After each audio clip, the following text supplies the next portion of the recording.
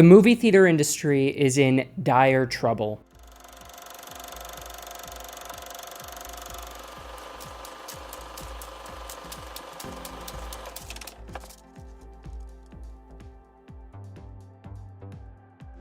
The Alamo Drafthouse has closed 6 of its locations, 5 in Texas and 1 in Minnesota. What does this mean for the movie theater industry? We all know exhibition's tough. The movie theaters are having a lot of struggles right now. We talk about it frequently on our podcast, Cine-ish. You can find it on all major podcasting platforms, and I recommend that you check it out.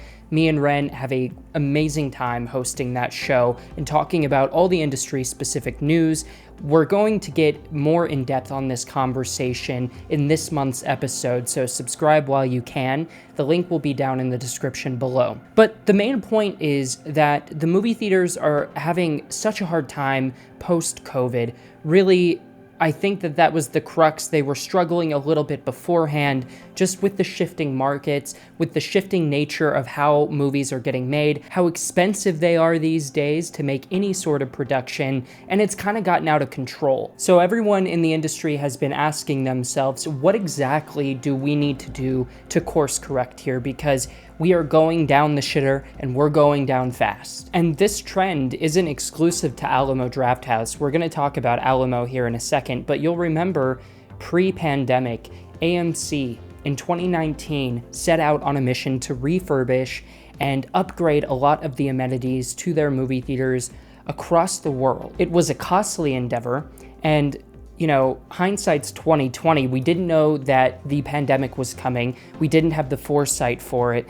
And just not even a year later, things collapsed entirely. And that left AMC in a very vulnerable position. And now the Alamo Drafthouse has filed for bankruptcy. We know that in 2021, Alamo was sold to Altamont Capital Partners for a massive deal after filing for bankruptcy.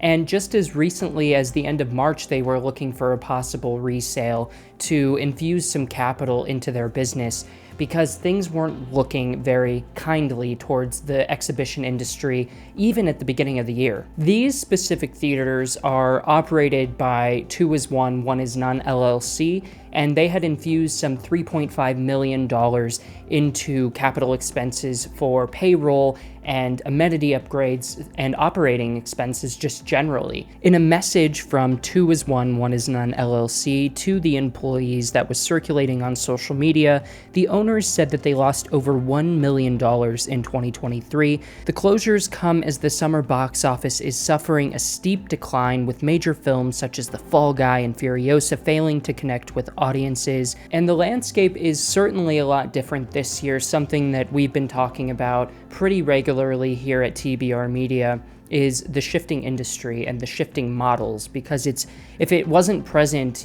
shortly after COVID when theaters started to reopen, it certainly is evident now. Industry-wide economic performance was down in the first quarter of 2024, and it doesn't look like it's getting much better for the second quarter at all. The company said that, in fact, the first quarter of 2024 is the worst performing quarter for the exhibition industry in history. So following these 6 theaters closures, there's still 35 Alamo Drafthouse locations across the country.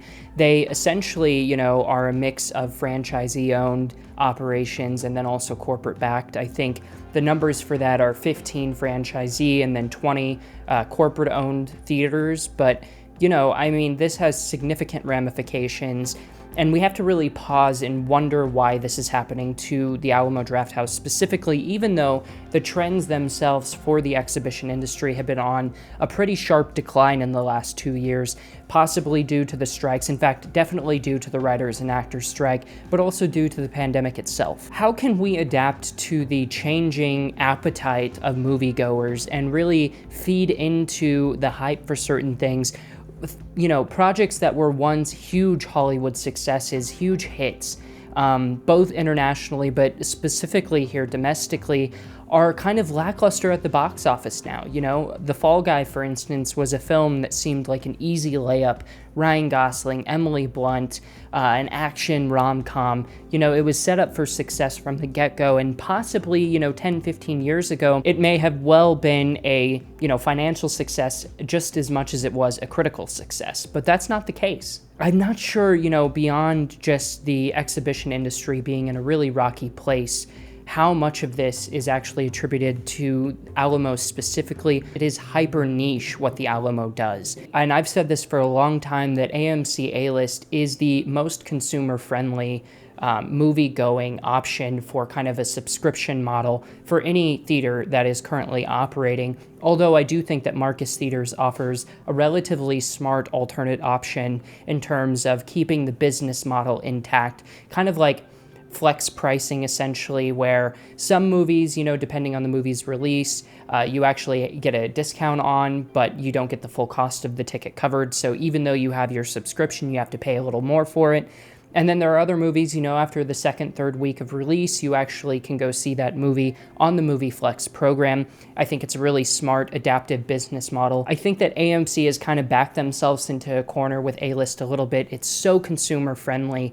It's almost too consumer friendly, especially for me. I see, you know, anywhere from 5 to 8 movies a month usually in the movie theaters. And so for me, it's really cost effective. I mean, I'm not spending hardly anything, although I do still get drinks at concessions or I go to the bar. So there is a plethora of reasons that this whole thing could have blown up in the way that it has, but I'm curious to know what you thought of this news. Hop down in the comments below and let me know your thoughts. Please also consider giving this video a like if you liked this content, and subscribe to the channel for more movie news, reviews, video essays in the future. And we will see you in the next video.